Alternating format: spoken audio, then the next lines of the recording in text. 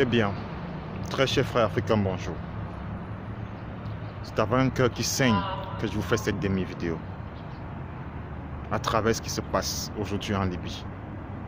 Car c'est inadmissible, c'est intolérable qu'en 2017, nos frères noirs africains sont vendus comme esclaves en Libye. Ils sont nombreux qui ont essayé de quitter l'Afrique par la Libye à cause de cette vie de merde que nous subissons au quotidien de par nos dirigeants. Ils n'ont pas demandé à vivre mal, mais ils ont essayé. Car courage à eux qui ont essayé d'aller à l'au-delà de l'Afrique pour trouver une vie meilleure. C'est ça leur crime. Nuit et jour, ils sont en Libye. Ils sont dans des prisons, violés, séquestrés. Ils subissent des travaux forcés. Ils sont torturés. Ce sont nos frères, ce sont nos sœurs, ce sont nos fils, ce sont nos filles.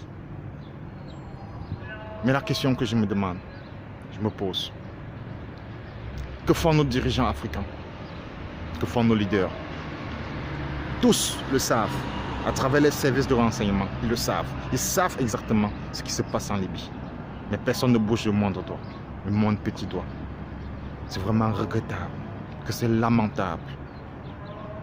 Quel est donc leur rôle en tant que dirigeants, en tant que nos dirigeants, en tant que nos leaders? C'est inconcevable qu'en 2017, le monde entier regarde ça et reste silencieux. Transparency internationale, où êtes-vous? Mais quand il faut parler de détournement des présidents africains, vous êtes champion.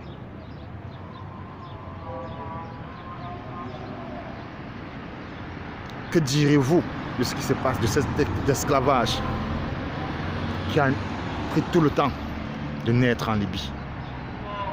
Et vous êtes au courant? Eh oui, vous êtes au courant. Ça, je le sais. Mais vous restez silencieux. Ou alors parce que vous n'avez pas d'intérêt, ou alors c'est vous qui êtes derrière tout cela. Mes chers frères africains, jeunesse africaine, c'est le moment de se lever comme un seul homme et de dire non à l'esclavage. Nous sommes noirs, nous n'avons pas choisi à l'être, mais nous sommes fiers de l'être. Car moi, je suis fier d'être africain, je suis fier d'être noir. Car l'Afrique demeure berceau de l'humanité. Chers dirigeants africains,